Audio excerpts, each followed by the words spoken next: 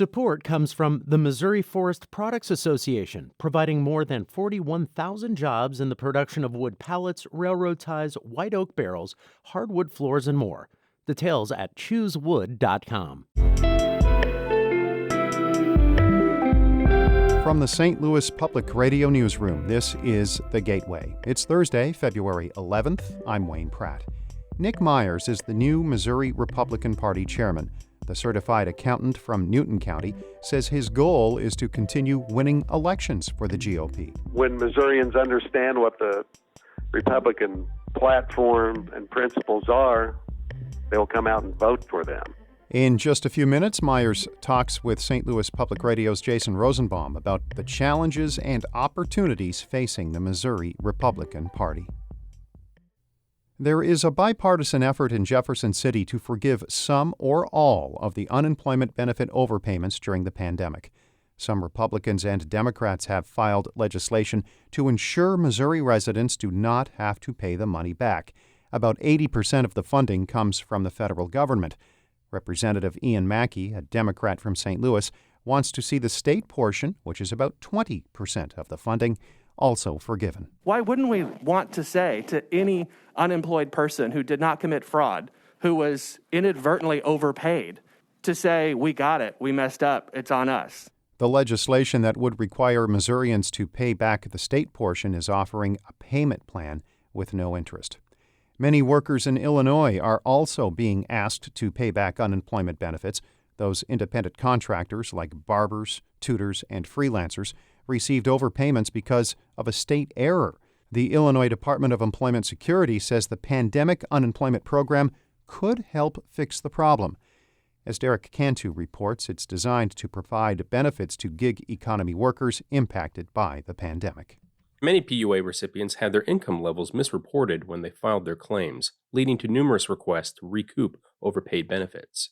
As a result, in December, the federal government allowed states to waive the ability to recoup overpayments. Kevin Lovellet of IDES explains how that process will work in Illinois.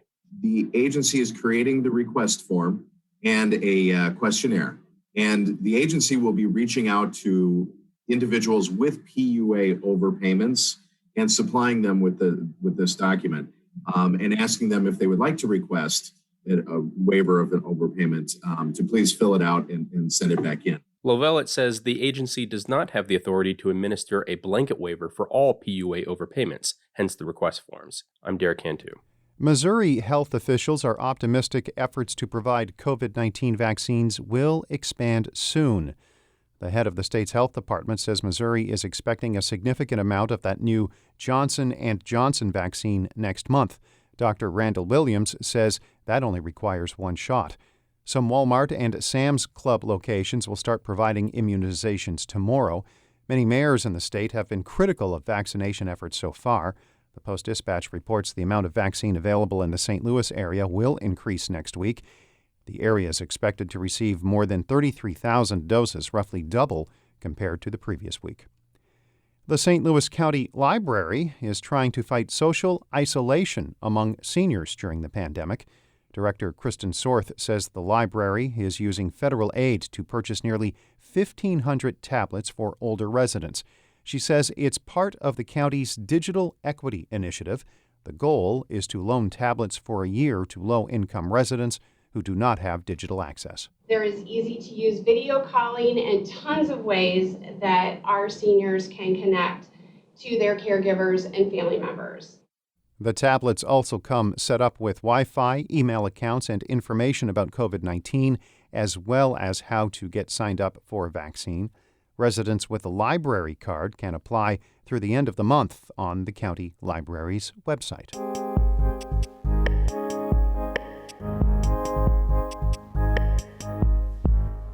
The new chairman of the Missouri Republican Party is taking the job with the GOP controlling most statewide offices and commanding majorities in the General Assembly.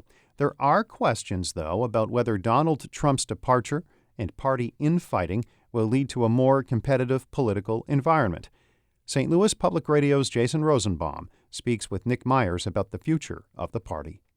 Being the chairman of a state political party can be complicated business, especially when that person plays a big role in raising money and keeping the peace between disparate factions.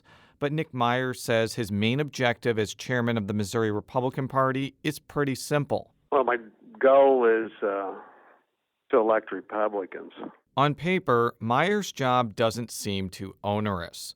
Republicans have dominated the past 4 Missouri election cycles thanks to the party's complete dominance in rural and exurban Missouri. Next year, the party is seeking to defend its U.S. Senate seat and defeat Democratic State Auditor Nicole Galloway. Myers, a certified public accountant from Newton County, says his party is in a good position to accomplish both of those goals. The Republican Party, on the platform and in general principles, is in sync with the Missourians. And when Missourians understand what the Republican platform and principles are, they'll come out and vote for them. But there's a pretty big difference between this election cycle and the last 3. Donald Trump is no longer on the ballot or in the White House, and observers in both parties agree that Trump pumped up rural and exurban turnout unlike any other political figure in modern Missouri history. And now that he's gone, some people like Scott Sifton, a former Democratic state senator who is now running for the U.S. Senate, believe Democrats have an opening. What went wrong is that we were in Missouri in 2020 with Donald Trump at the top of the ticket, period, end of discussion. Every time you win big and every time you lose big, there's a tendency to overreact. And what I would say to Democrats across the state of Missouri is, we have been here before. Sifton is one of a number of Democrats who have either announced or are thinking about running for the U.S. Senate next year. Incumbent Senator Roy Blunt has not announced whether he'll run again, but even if he does, he may face a spirited primary. The GOP auditor primary could also be crowded, and that could complicate efforts to defeat Galloway. Myers, though, says that there are some other factors at play that could help Missouri Republicans. A president's party typically does poorly during midterm elections, as was the case with Barack Obama in 2010. He's expecting a similar phenomenon with President Joe Biden in 2022. Like I say, President Trump's policies are still popular, and I think it's going to be pretty high relief to be able to see the difference between the two. So I would expect that we'd follow the historical trend. Myers will also be keeping close tabs on congressional and state legislative redistricting. Since Republicans control the governorship and the legislature, they'll have free rein to draw the congressional map in any way they see fit. But there could be conflict over what to do with the 2nd Congressional District, which includes St. Louis, St. Charles, and Jefferson counties.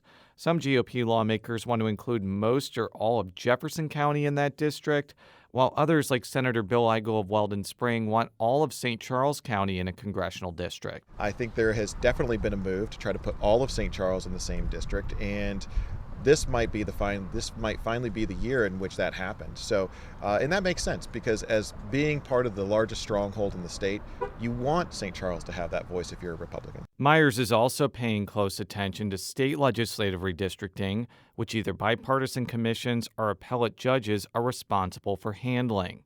He'd like to see commissions approve House and Senate maps, but Myers, who has served on these redistricting panels that are evenly divided between Republicans and Democrats, acknowledged that's challenging. It can't be a strictly party line decision. You've got to have 14 of the 20, right, to get the 70%. The outcome of the redistricting process, as well as the ability for Republicans to stay united after next year's primary season, could be critical in whether Myers' goal of electing GOP candidates to office is accomplished. I'm Jason Rosenbaum, St. Louis Public Radio.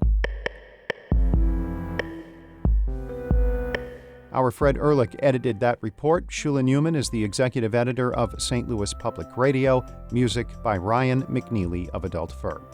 We will have live coverage of the second impeachment trial of former President Donald Trump today on a special stream on our website, stlpublicradio.org.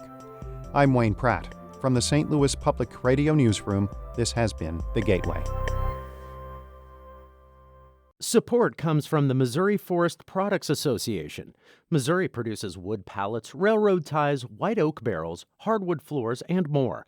Details on the variety of products made in the state are at choosewood.com.